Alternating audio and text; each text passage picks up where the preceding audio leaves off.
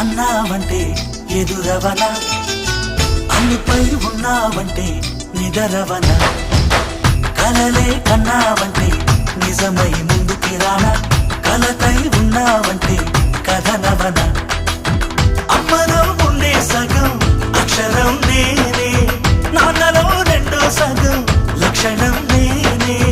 అమ్మ తోడు నాన్న తోడు అన్ని నీకు అన్నే చూడు, చెల్లిపోని బంధం నేనమ్మా, చిటి చెల్లెమ్మా, వెళ్ళిపోని చుట్టం నేనమ్మా.